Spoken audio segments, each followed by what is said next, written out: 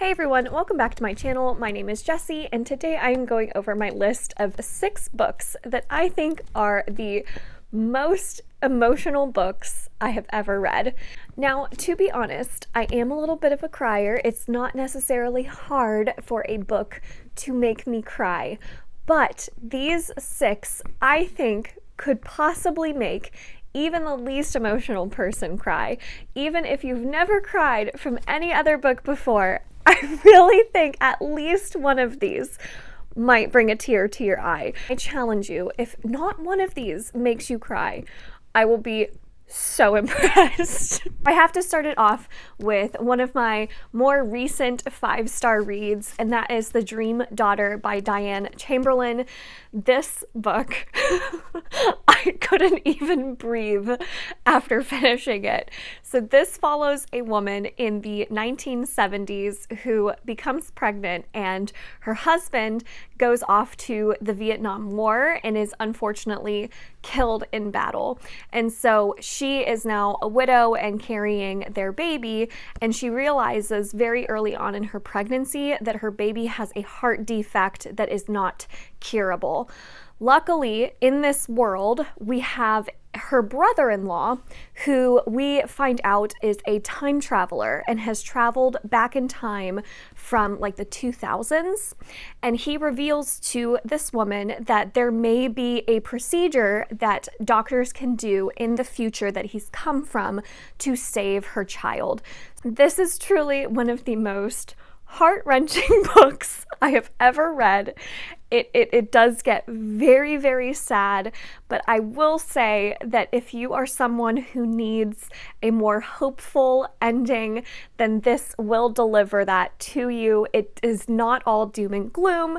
There is definitely a hopefulness at the end, and it is just the most beautiful story of how far a mother is willing to go to save their child and to be with their child. And it is just, it's so beautiful. I don't think it helped that I read this while I am currently pregnant with my own girl. I think that added to maybe some of the emotions, but my goodness, was this beautiful, and I can't recommend it enough. The next book I have is another recent 5-star all-time favorite read, and that is Homegoing by Yaa Gyasi. This story is unlike anything I've ever read before. It follows multiple generations of this family, where we start off in 18th century Ghana, following 2 half-sisters who don't realize the other exists.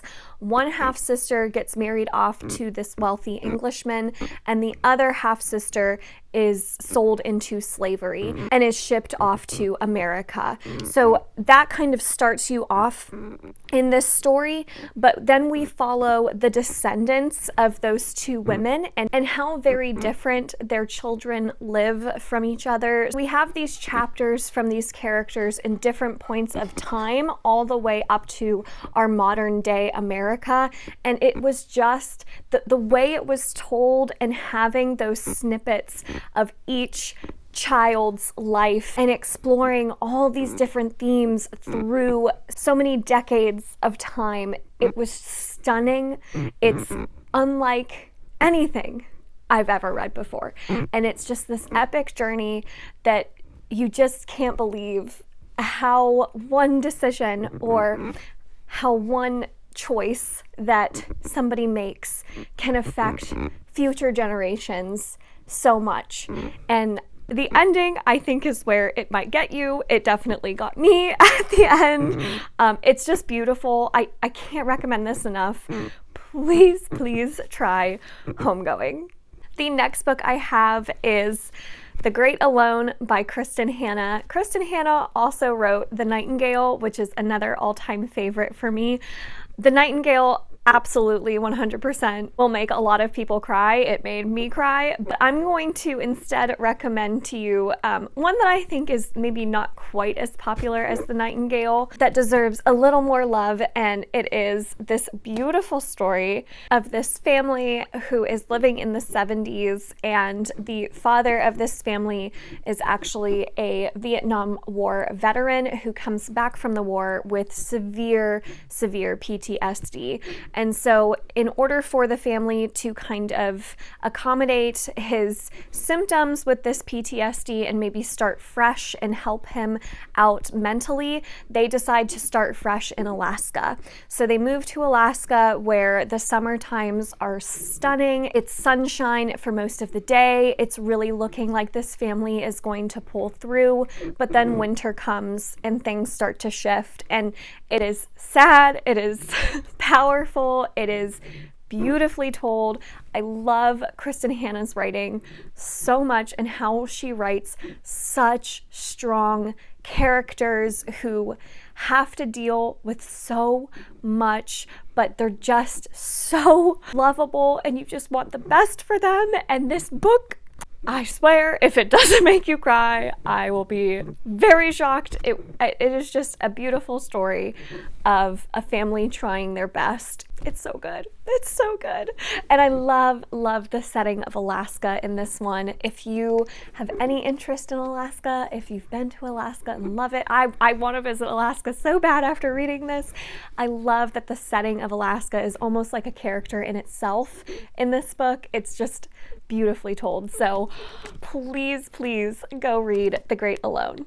I'm going to switch things up and give you all a fantasy book that I think made me cry more than any other fantasy book ever has before, and that is The Sword of Kaigen by M.L. Wang, which is an Asian-inspired fantasy book where we are following a couple main perspectives, one from a woman named Misaki and one from her son. And it is about them and their family, and they live on this kind of remote island where on this island, all of the men in this village are trained to be warriors and to fight for their emperor, but they realize that they may be a little too sheltered, a little too isolated on their island when they end up being invaded and have to fight in this war. The mother character, Misaki, in this book is one of my favorite characters of all time. I think she's one of the strongest women and mother characters I've ever read in any book, and the things she has to go through and the things she has to overcome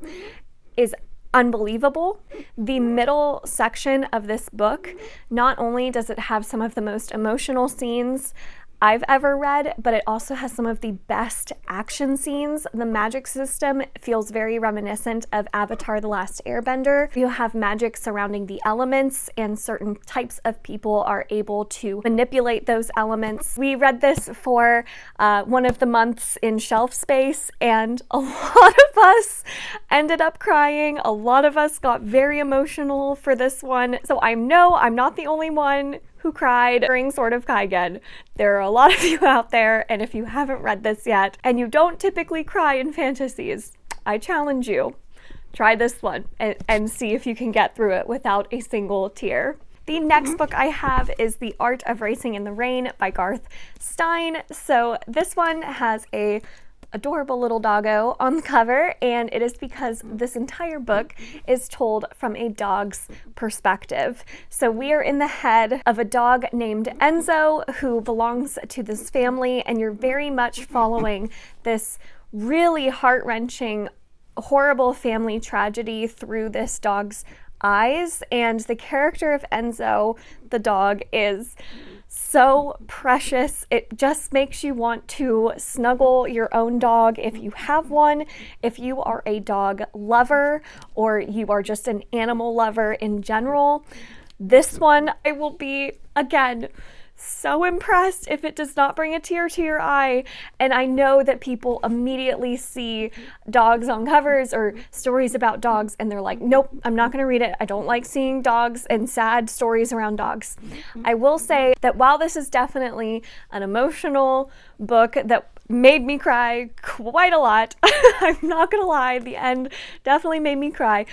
It is not necessarily because of tragedy with the dog character, and I'm gonna stop right there and say no more because I want to keep it as spoiler-free as possible. But I did want to mention that in case anyone gets turned off anytime they hear about a dog story, because I know I do. I can't watch any dog movies after watching Hachi and Marley and Me. I'm like, I'm done with the dog movies. So I always get so nervous when I see a dog story, but this one is not necessarily tragic because of the dog. So I just wanted to mention that.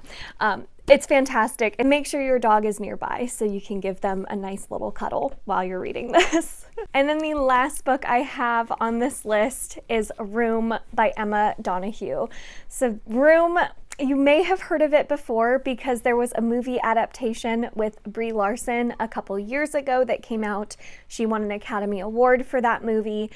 That movie's fantastic, but the book, oh my God. If you don't know anything about Room, it is about this woman who, as a college-aged girl, gets kidnapped by this man and kept in this shed, and she ends up getting pregnant while in captivity and ends up having a child while being held captive by her kidnapper.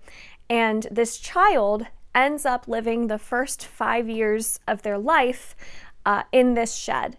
And the book is really amazing because it's told from the 5-year-old's perspective. So it takes a second to get used to the writing because Emma Donoghue definitely purposefully made the language a little bit interesting to accommodate the 5-year-old perspective she's trying to tell this story from. And I actually loved the choice of telling this story because it's a very, very heavy story. I love hearing it from the 5-year-old's perspective. It makes it not quite so heavy on your heart. It makes it a little more lighthearted, and it makes it almost like this innocent lens that you're viewing this story from. And without saying too much, there is definitely a part of the book where the story evolves and you are just following this child and their journey through the world, and it's just, it's I'm gonna cry thinking about it. I swear. It's one of the best books I've ever read. It doesn't have any chapters, and I actually ended up reading this in one sitting. I just kept kind of turning the page until I was gonna see the next chapter, and then there was no chapters, and then I just finished the book.